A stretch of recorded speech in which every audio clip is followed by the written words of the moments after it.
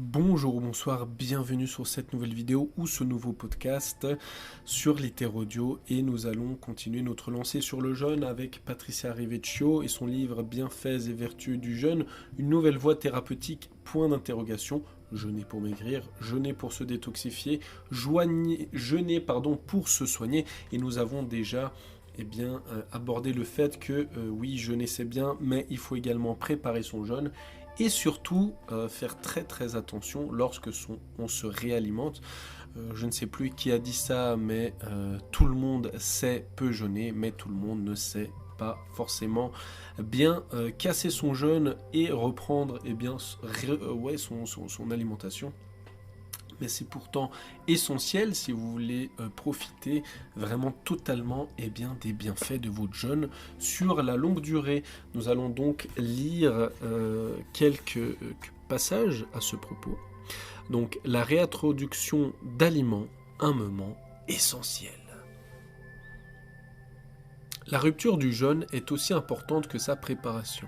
Elle doit se faire sur une durée équivalente à celle du jeûne lui-même. Donc, si vous jeûnez 3 jours, vous reprenez, vous faites attention encore après pendant au moins 3 jours. Les spécialistes aiment à dire que la rupture du jeûne et la vie après sont 10 fois plus importantes que la cure elle-même.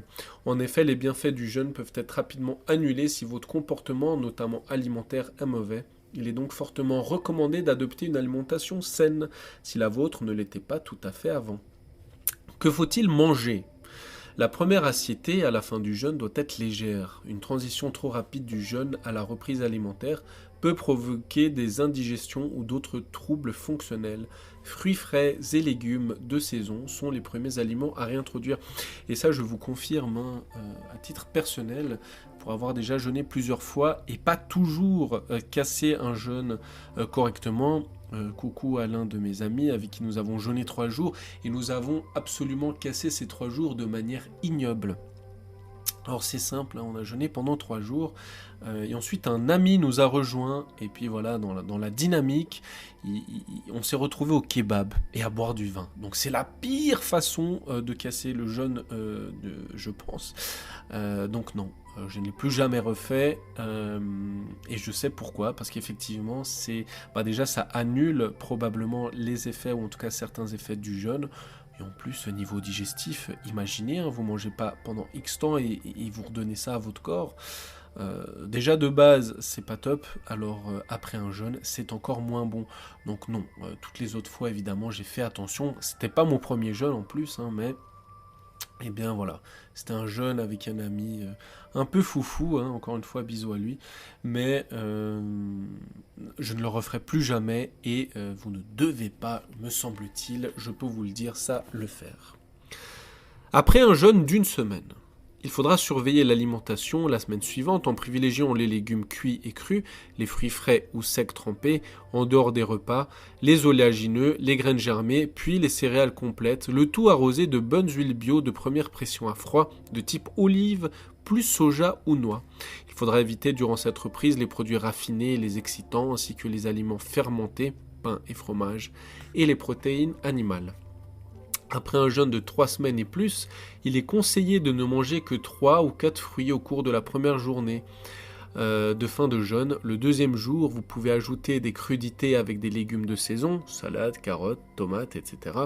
Les jours suivants, un peu de poisson, du pain complet. Évitez, pour ainsi dire, de manger de bon cœur pendant au moins 24 à 48 heures après la rupture du jeûne, sous peine de crampes d'estomac. Mangez de petites quantités à la fois et surtout mangez lentement en mastiquant bien, exclusivement bio et végétarien pendant les 2 semaines suivantes pour que l'appareil digestif se réadapte en appréciant le goût et la texture de chaque bouchée et en buvant abondamment entre les repas. Le jeûne chasse les mauvaises habitudes, il est donc important de ne pas les reprendre. Oui, ça, il faut vraiment insister sur ce point, le jeûne, c'est bien. Mais surtout, il faut que le jeûne, ça soit l'occasion d'améliorer son mode de vie, que ce soit via l'alimentation, via la fin de certaines dépendances qui sont mauvaises pour nous, plus d'activités physiques, plus de bonnes activités mentales, comme j'ai envie de dire la lecture, bien évidemment, la méditation, etc. Et profitez toujours d'un jeûne pour vous renseigner sur le jeûne, sur les bonnes habitudes alimentaires, sur des exercices qui pourraient vous plaire. Voilà, profitez vraiment du jeûne en fait pour améliorer tous ces points et pourquoi pas d'autres, même pourquoi pas plus créatifs. Et moi notamment, un des points que j'ai toujours tenté d'améliorer après un jeûne, et je crois que je suis de plus en plus rodé, c'est la mastication. Et je vais vous lire un petit passage à ce propos, de l'importance de la mastication. Bien mastiquer ces aliments est important. En effet, l'insuffisance de mastication minimise le processus d'insalivation des aliments, ralentissant le fonctionnement de l'estomac et de la rate et provoquant un épuisement accéléré du système digestif. Une mastication correcte permet au cerveau d'analyser et de calculer la quantité de lipides, glucides, acides aminés, vitamines, sels minéraux, enzymes qui arrivent et les besoins qui doivent être comblés. Elle lui laisse le temps de l'analyse et permet de faire correspondre au mieux les apports et les dépenses. Il s'agit d'un ajustement essentiel à l'absorption idoine des macro- et micronutriments. Selon des chercheurs de l'INRA, donc l'Institut national de la recherche agronomique, notre alimentation d'aujourd'hui serait trop molle. 70% des aliments que nous mettons en bouche sont mous et n'aboutiraient pas à la même biodisponibilité de nutriments au niveau de la cavité buccale qu'autrefois où l'on consommait moins d'aliments industriels, d'où l'intérêt d'intégrer des aliments crus à son menu. Un autre avantage, et non des moindres, d'une bonne mastication est qu'elle affecte la durée de la satiété, cette période pendant laquelle l'envie de manger est inhibée. Après 15 à 20 minutes de mâche, le cerveau libère un neurotransmetteur, l'histamine. C'est elle qui transmet le message de satiété au cerveau. Vous mastiquez des aliments mous, le message de satiété arrivera plus tardivement au cerveau et, par conséquent, vous consommerez plus de nourriture que nécessaire. Enfin, une bonne mastication implique de prendre le temps de manger. Et ça, c'est essentiel. Lorsque vous mangez, vous mangez. Vous n'êtes pas en train de faire autre chose. L'auteur ajoute également un passage sur les bonnes combinaisons alimentaires. C'est quelque chose aussi que je pratique par moment. Quand j'y pense, pourtant je me suis collé des petites choses comme ci par ça, par-ci par-là. C'est pas toujours facile, mais c'est en tout cas intéressant. Donc je vais vous lire ce passage sur les bonnes combinaisons alimentaires. Vous allez pouvoir trouver plein de tableaux sur internet à ce sujet. De bonnes habitudes passent par une alimentation variée et de bonnes associations, ainsi que l'utilisation de bons aliments au quotidien afin que ceux-ci soient digérés et assimilés de façon optimale. Si la phase de digestion se passe mal en raison d'une mastication insuffisante, de la trop grande richesse des repas, d'une faiblesse enzymatique, etc., l'assimilation sera perturbée d'autant. Si la digestion est trop rapide, la durée du passage des aliments dans l'intestin grêle, trop brève, ne laisse pas à ce dernier le temps d'assimiler la totalité des nutriments qui lui sont offerts. De cette mauvaise assimilation s'ensuivent des carences. Une digestion imparfaite ou ralentie provoque des fermentations et putréfaction intestinale, source notamment de troubles digestifs et d'intoxination, donc d'absorption par le sang des toxines nées dans l'intestin, qui peuvent être à l'origine de toutes sortes de maladies. De la recherche de la meilleure digestion possible est né le régime des combinaisons alimentaires d'Herbert Shelton. Celui-ci s'appuie sur le principe que les familles alimentaires que sont les amidons, les farineux, les protéines, les légumes et les fruits se digèrent très différemment. En effet, la durée de digestion est distincte pour chaque catégorie d'aliments, le lieu de digestion n'est pas le même, le degré d'acidité nécessaire pour la digestion des aliments varie, de même que les enzymes. Les enzymes permettent de dégrader les aliments en éléments unitaires assimilables que l'on appelle nutriments, acides aminés, acides gras, ose. Chaque enzyme s'occupe d'un type d'aliment à l'exclusion de tout autre. Cette méthode a été controversée. En effet, elle se rapprocherait trop de la monodiète et pourrait provoquer des carences au bout de quelques semaines. On peut néanmoins s'en inspirer pour, par exemple, éviter les fruits en fin de repas, associer raisonnablement protéines et amidons, plus légumes qui sont eux à consommer à volonté, dissocier amidons et acides, fruits, sucre.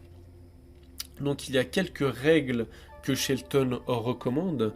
Donc les protéines se combinent avec les légumes mais jamais avec les féculents, donc les glucides. Les féculents se combinent avec les légumes, mais jamais avec les protéines, bon, c'est le contraire de l'autre affirmation, et les fruits ne se combinent qu'avec les fruits. Donc oui, l'habitude que j'ai par ailleurs très souvent, pas toujours, mais très souvent, est de manger un fruit à la fin de chaque repas.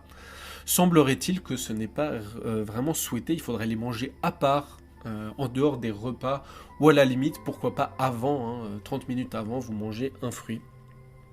Mais ce n'est pas recommandé de le faire après un repas.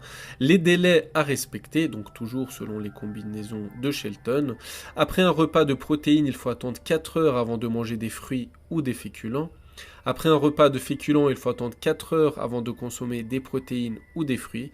Après un repas de fruits, il faut attendre 2 heures.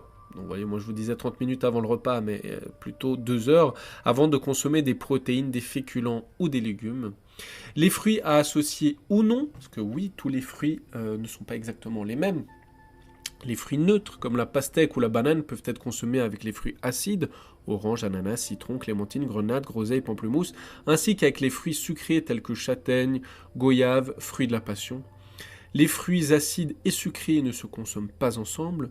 Le melon, tout particulièrement, doit être consommé seul, et seul le citron peut se combiner avec des protéines. Voilà, donc encore une fois, sur ces combinaisons alimentaires, vous retrouverez des tableaux qui vont vraiment pouvoir vous aider à vous retrouver là-dedans en un instant. Donc n'hésitez pas à chercher sur Google, vous mettez combinaison alimentaire, Shelton ou juste même combinaison alimentaire, vous devriez trouver ça. Et puis faites au mieux, voilà. Alors il y a plein de repas où voilà, n'y pensez pas, ou en tout cas... Je crois que ce n'est pas forcément obligatoire, mais voilà, respectez quelques règles de base au quotidien, le plus régulièrement possible.